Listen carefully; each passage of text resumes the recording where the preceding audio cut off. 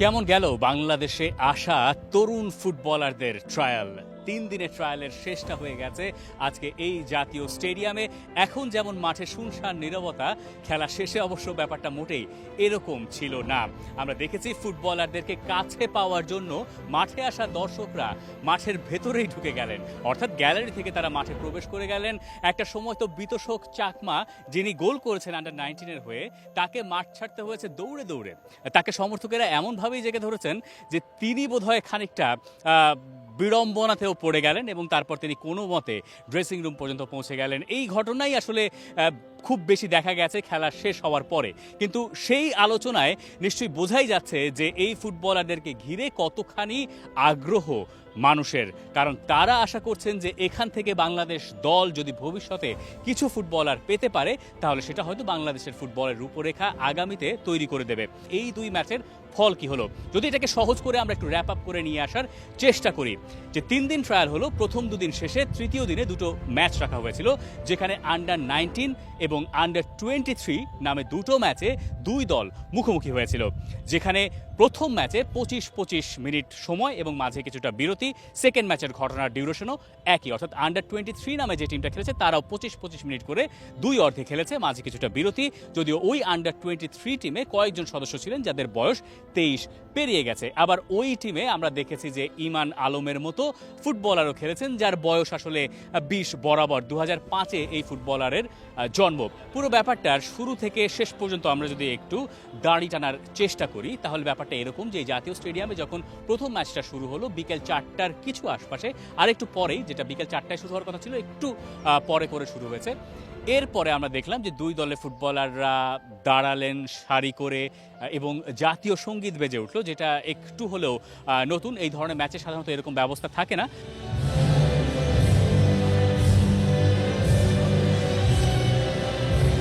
তবে সম্ভবত Bangladesh football federation চেয়েছে যে ফুটবলাররা বাংলাদেশ জাতীয় দলের জার্সি গায়ে চাপাবে বলে স্বপ্ন নিয়ে নিজের গাটের পয়সা খরচ করে এই পর্যন্ত এসছেন এবং ফুটবল পরীক্ষা দিচ্ছেন রীতিমতো, এটা একটা এসএসসি এইচএসসি বা ভর্তি পরীক্ষার তুলনায় কোনো অংশেই হয়তো কম নয় এই ফুটবলারদের কাছে, সেখানে তাদেরকে জাতীয় দলের ওই ছোঁয়াটা একটু দেওয়া, বাংলাদেশের জাতীয়তাবাদের একটু ছোঁয়া দেওয়া, এবং জাতীয় সঙ্গীতের পরেই দুই দল খেলতে নেমে যায়। সবুজ জার্সি পরে এক দল খেলেছে এবং আকাশি জার্সি পরে একটা দল খেলেছে। আকাশি জার্সির যে দল তারা প্রথমে 2 গোল দিয়ে দিয়েছিল, পরে গিয়ে সেই ম্যাচটা সমতায় এনেছে সবুজ দল, যারা আরও 2 গোল পরে গিয়ে দিয়েছে।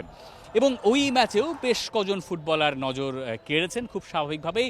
স্পেশালি একজনের নাম বোধহয় নেওয়াই যায়, বিতোষক চাকমা, যিনি এই স্কাই ব্লু জার্সি পরা দলটার হয়ে সেকেন্ড গোলটা করেছিলেন, যে গোলটায় দারুণ এক চেস্ট রিসিভ এবং তারপর গিয়ে ফিনিশিং টাচটাও তিনি খুঁজে পেয়েছেন। যে কজন ফুটবলারকে আপনি আলাদা করে তাদের নজরে আপনার আসতে পারে তাদের ভেতরে সম্ভবত তিনিও থাকবেন। আরও একজন ফুটবলারের নাম নেওয়া যায় আমির সামি, যিনি গোলটা প্রায় করেই ফেলেছিলেন, গোলটা শেষ পর্যন্ত তার পাওয়া হয়নি। আমরা তার সঙ্গে কথা বলার সুযোগ আমাদের হয়েছিল ম্যাচ শেষে, তিনি আসলে কি বলেন এটা একটু শুনে আসতে চাই।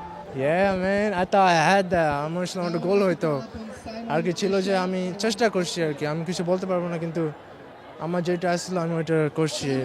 ফ্যানরা অনেক এক্সপেক্ট করছিল, ওরা জানতে চাইছিল যে আমি কীরকম প্লেয়ার, আমি ওটা আর কি দেখাইতে পারছি আর কি। যদি আমি দলে ঢুকে যাই ইনশাল্লাহ আরও অনেক কিছু করতে পারবো দলের জন্য। ওই ম্যাচের ফল দিয়ে অবশ্য যাচাই বাছাই করার কোনো সুযোগ নাই, কারণ এই 3 দিনে তারা যা করেছেন তার ভেতরে হয়তো কোচরা মার্ক করেছেন। আমরা ডাগআউটে দেখেছি বাংলাদেশ জাতীয় দলের কোচ হাভিয়ের কাবরেরা এবং একই সঙ্গে এই টিমটার সঙ্গে গত 3 দিন ধরে যারা কাজ করছিলেন, যে টেকনিক্যাল কমিটি, যেখানে কোচরা রয়েছেন বাংলাদেশের সেরা কোচ এবং যাদের নামের পাশে এক একজনের ইউএফা এএফসির লাইসেন্স আছে এবং এই ধরনের ডিগ্রি নিয়ে তারা বাংলাদেশে কোচিং করান, যেটা অনেকেরই হয়তো অজানা থাকতে পারে। এবং এই কোচদের ওপরে বোধহয় ভরসাটাও রাখা যায়। তারা এই ব্যাপারগুলো শেষ পর্যন্ত পরীক্ষা নিরীক্ষার পরে যখন একটা সময় পার হবে তখন তারা সিদ্ধান্ত নেবেন যে তার জাতীয় দলে বা আন্ডার-23 টিমে অথবা আন্ডার-19 টিমে অথবা ফুটসাল টিমে কোনো প্লেয়ারকে কিভাবে ফ্যাসিলিটেট করা যেতে পারে, সেই সিদ্ধান্তগুলো তখন গিয়ে আসলে আসবে। এই ছাড়া এছাড়া আপনি দুই দলের খেলা দেখতে যে সমর্থকেরা হাজির হয়েছিলেন তাদেরকে একটা হিউজ ক্রেডিট দিতে চাইবেন। স্পেশালি যখন আন্ডার-23 টিম মাঠে নামে তার আগে আমরা দেখেছি তাদের কয়েকজন ফুটবলারকে ঘিরে প্রবল পরিমাণ আগ্রহ আছে। ডিফেন্ডার দুজন, তাদেরকে ঘিরে একটা আগ্রহ ছিল। একজনের গায়ে আমরা দেখলাম যে জাতীয় পতাকাই কাঁধে দিয়ে দেওয়া হয়েছে ম্যাচ শুরুর আগে, অর্থাৎ সমর্থকরা তাদেরকে সেভাবেই আপন করে নিয়েছেন এবং প্রত্যেক ফুটবলার ম্যাচ শেষে তাদেরকে ধন্যবাদ দিয়ে গেছেন আলাদা আলাদা করে।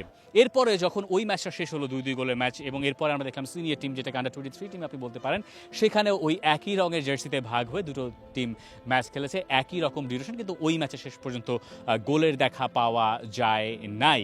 এখানের গরমের কথা আপনাকে মাথায় রাখতে হবে, ফিটনেসের হিসাবটা মাথায় রাখতে হবে। এখানে আপনাকে মাথায় রাখতে হবে যে এই ফুটবলারদের অনেকেই হয়তো এসছেন ঠিক আগের দিন, অনেকেই হয়তো ছুটি নিয়ে এসছেন, অনেকের হয়তো স্কুল চলে, কারো হয়তো পড়াশোনা চলছে, কেউ হয়তো কাজ করছেন, সেটা বাদ দিয়ে তিনি এসছেন একেবারে অল্প ছুটি ব্যবস্থা করে স্বপ্ন তারা একটা তারা জাতীয় দলে খেলবেন। অবস্থা যাই হোক না কেন, তাদের জন্য বাংলাদেশের মানুষের সম্মান আছে এবং এটা সবসময় থাকবে। বাংলাদেশের মানুষ আসলে তাদেরকে খুব আপন করে নিয়েছেন। কয়েকজন বলেই ফেলেছেন যে বাংলাদেশের ক্রাউড হচ্ছে সেরা, এবং বাংলাদেশের যে ফুটবলে অবস্থান বিশ্বজুড়ে সেটা বাংলাদেশের ফ্যানদের কারণেই, এবং তারা আসলে প্রবল আশা দেখছেন।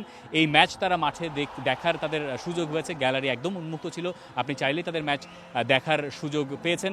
পরের ম্যাচটার কথা ছিলাম, সেটা গোল শূন্যভাবে ড্র হয়েছে এবং সেখানে ইমান আলমের কথা অনেকেই বলছিলেন। আমরা তার সঙ্গে কথা বলেছি, তিনি এর আগেও একবার বাংলাদেশে এসেছিলেন 5 মাস আগে। তার স্কাউটিং রিপোর্ট বাফের কাছে সম্ভবত থাকার কথা। তার যেখানে বয়স একেবারেই কম, 2005 সালে তার জন্ম, কিন্তু তিনি খেলেছেন সিনিয়র টিমে। বোঝা যাচ্ছে তাকে ঘিরে একটা আলাদা পরিকল্পনা হয়তো থেকে থাকতে পারে কোচদের। রাইট ফুটেড ফুটবলার, একটু লেফটে ঢোকার চেষ্টা করেন ভেতরের দিকে ইনভার্টেড রোলে, যেটা আমরা সাধারণত অনেক সময় বাইরের দেশে দেখি, বাংলাদেশে সেটা হয়তো একটু কম দেখা যায়। তিনি আমাদেরকে বলেছেন যে তিনি স্যাটিসফাইড, তিনি যা করতে চেয়েছিলেন তিনি মোটামুটি সেটা করতে পেরেছেন। It's been tough. You had to work really hard. Obviously, coming to this climate, it was harder because in the UK it's a lot colder. But I feel like I got used to it, and it's gonna do me better. It's gonna do me best in the long run. It's gonna improve my fitness. You've been here maybe 4 or 5 months ago, and you played here. Yes, I did. Yeah, alhamdulillah. How was the experience back then and now? Back then, I think I've improved a lot as a player. Back then, we were playing on more street pitches, less flat pitches, so I wasn't able to do as much with my skills. But I feel like here I was able to showcase my skills in front of these fans.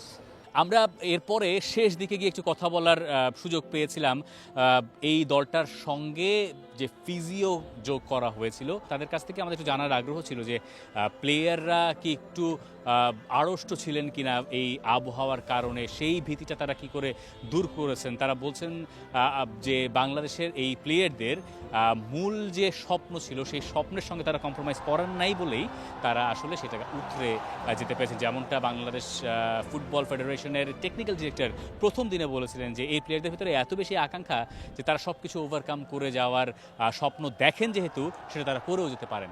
Physio যা বলছেন সেটা একটু শুনে আসতে চাই। এতগুলো প্লেয়ারের extra আমি কাজ করা, এটা আসলে আমার জন্য প্রেশার ছিল, কিন্তু আজকে যখন আমি তাদের কাজ করলাম, তাদের ফিটনেস আসলে আমি দেখে আমি মুগ্ধ। এবং কি তারাও যেটা বললো যে না আসলে তাদের যে বয়টা ছিল ওয়েদার নিয়ে, যেটা হচ্ছে আমার কাছ থেকে ফিজিও নেওয়ার পরেও তাদের যে ব্যাক সাপোর্টটা, তারা এটা আসলে এই জায়গা থেকে অনেক স্যাটিসফাই। প্রথম দিন যে দেখলাম যে আসলে ওনারা ওয়েদারের সাথে আসলে ওনারা ওইভাবে ফিট হচ্ছে না, তো ওনাদেরকে কিছু পরামর্শ দিলাম যে আমাদের ওয়েদারের সাথে এই ট্রেনিংগুলো করলে দেন ওনারা ভালো করবে। দেন আসলে দেখেন এই লাস্ট দিন যেটা, ওনারা কিন্তু আসলেই ফিটনেসের দিক থেকে আগের তুলনায় অনেক বেটার করছে। যাই হোক, দিন শেষে এই সব জটলার ভেতর দিয়েই শেষ হয়েছে 3 দিনের ট্রায়াল। তবে এটা নিয়ে এখনই কোনো উপসংহারে যাওয়ার সুযোগ সম্ভবত নেই। কোচরা কোনো কথা বলেননি অফিসিয়ালি, তাদের সঙ্গে অফিসিয়ালি কথা বলা গেলে হয়তো আমরা এই ব্যাপারে আরেকটু ধারণা আপনাদেরকে দিতেই পারতাম। তবে এই হচ্ছে পরিস্থিতি। তবে আমরা যেটা চেষ্টা করছি, পুরো ম্যাচটা ফিল্ম করার চেষ্টা বা সুযোগ হয়েছে, সেটা আমরা টি স্পোর্টসের ফুটবল প্ল্যাটফর্মে আপলোড করে দেওয়ার চেষ্টা করছি। যেহেতু ম্যাচটা লাইভ দেখানোর কোনো সুযোগ ছিল না, সেটা ফুটবল ফেডারেশনের থেকেই সেটা আসলে নিষেধ করা হয়েছিল। সেই কারণে আমরা চেষ্টা করছি পুরো ম্যাচটা যারা স্টেডিয়ামে হয়তো আসতে পারেননি তারা যাতে প্লেয়ারদেরকে আরেকটু দেখতে পারেন, যেহেতু এত আগ্রহ তাদেরকে নিয়ে, সেটা আপলোড করে দেওয়ার। For more updates, subscribe to our YouTube channel and click on the bell icon. Follow us on Facebook and Instagram. Download T-Sports app to enjoy exciting games and highlights. Visit tsports.com.